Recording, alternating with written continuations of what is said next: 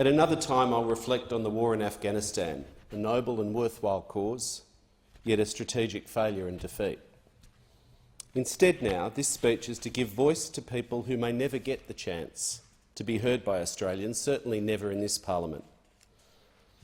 These Afghan Australians from my electorate deserve to be heard. Their common cry is the worry for their family. Their common despair that their loved one should have been safe in Australia years ago. The common factor, government delays in processing their visa applications. Now, I've changed the names to protect their families, but these are their words. From Ali. I've been with the Australian Defence Force in Afghanistan for about 4 years. Mate, I was one of those frontline interpreters. Even though I got multiple threats, including one target killing, I was super lucky as the Taliban fighter's bullet just missed my forehead. Mate, my family is living in hell right now. Taliban took over Kandahar. My family's stuck there. Mate, I did apply for family members under humanitarian visa last year, but I have not received any response from Australian Department. I don't want my sister to be forced to marry a Taliban, and I do not want my nephews to be taken by the Taliban at the age of 12 or 14, and this will happen sooner or later.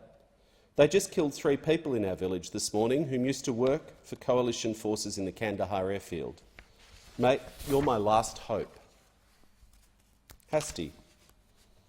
I applied for my husband's partner visa in 2018. I've called the immigration numerous times and no one has helped me. I fear I may never be able to see my husband again. I fear to be able to hear his voice ever again. We spoke yesterday. He's been harassed by the Taliban, slapped and kicked on his groin, asked questions. Why have you shaped your beard like this? Why did you cut your hair in that style? I'll cut off your hand for having a tattoo on it. He got away, but the Taliban learned he's worked for diplomats and married an Australian and are looking now to kill him. He's been going to relatives' house, but no one gave him shelter, as they're also afraid if they give shelter to him, their lives will also be in danger. He's at the airport as I'm writing. My husband is educated and speaks in 5 different languages, including English. He has a bachelor degree in economics and commerce. He will contribute to the Australian economy and country when he arrives. Please get him a visa. It's been 3 years and time is running out. From Rasul. I'm writing to plead with you to have my family's visa processed. My application was lodged back in June 2013. They've completed their medicals twice, last in 2019. I've been waiting for my family to join me safely. My oldest son, Mehdi, was taken by the Taliban yesterday after he was suspected of helping Allied forces. This was a case of mistaken identity, but I haven't heard anything. I pray they'll release him unharmed. Please, please help me get their visa. It's from Walid. I sponsored my daughter and her 3 kids for visa in 2010. She is my last relative who has no one to care or support her, as she was left widowed after her husband's passing a long time ago. Now she can no longer leave the house without a male by her side, meaning she cannot provide for her kids. This will leave her and her children with no shelter and no food. Because of the Taliban, who are killing village citizens, they have been displaced and had to flee. They are currently in Kabul airport, but attempts to get visa have failed. I plead for your help to get her and her 3 children the visa to Australia for a chance at life. From Ahmed. I applied for a family visa for my wife 3 years ago. I didn't mind waiting for visa approval, but it's not safe now. Why won't the government approve their visa? I now must go back to Afghanistan and try to save my family instead of sitting here and waiting. I own 3 businesses in Dandenong, but I can't work. I'm nearly losing my mind. So please help me and give me some advice. How can I get travel permission to go to Afghanistan and help and bring my family? I know it's a big risk, but my family is important. What else can I do? From Hyatt. I'm an Australian citizen from Hazara minority. I've worked several years as an interpreter with our forces. I've lost 8 members of my family: father, 4 sisters, uncle, cousin, uncle's wife, nieces, 3 brother-in-laws, who were all killed by the Taliban terrorist group 10 years ago. My only 2 brothers are still missing.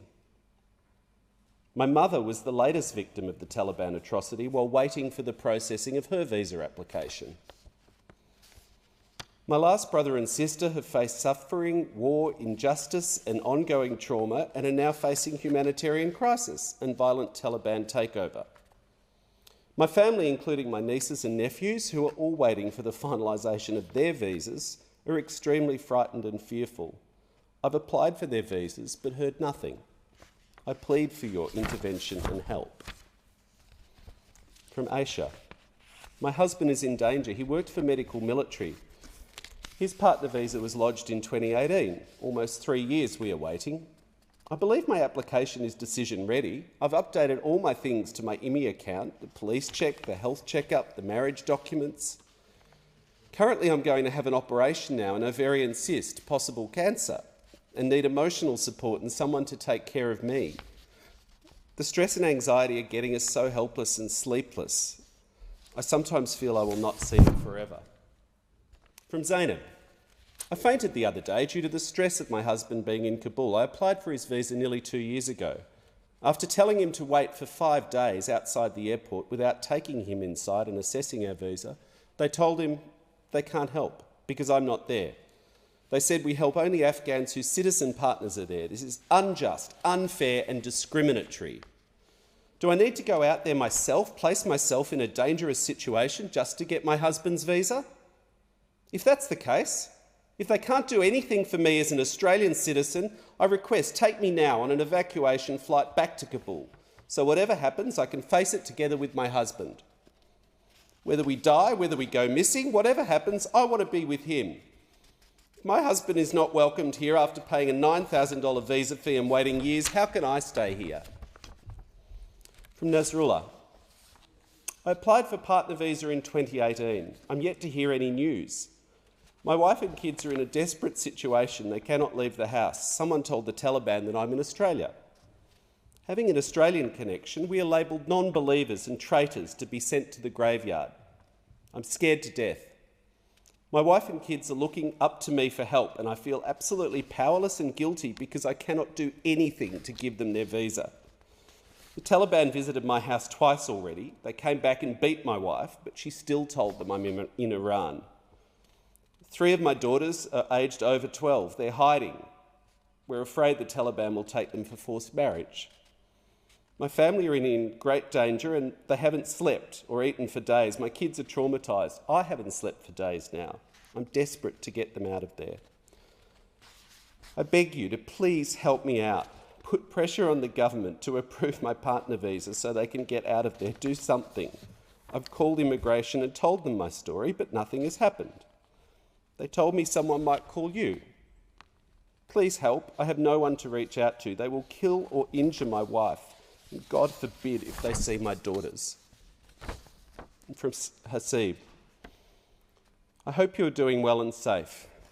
Mr. Julian, it's been more than 5 years that we are waiting for our visas as a family. I see your speech. I even don't know why I'm emailing this to you. But in the state of helplessness and being imprisoned amongst the gunmen in Kabul, I've done everything I could just to get out of this hell. I don't know whether this will be my last email or we would be safe out of here, safe and alive. We're in the state of helplessness and raising our hands to the Australians and the Government of Australia. I hope there will be a listener and listen to us. Thank you. May you be safe and sound with your children. I haven't heard from Hasib for over a week now.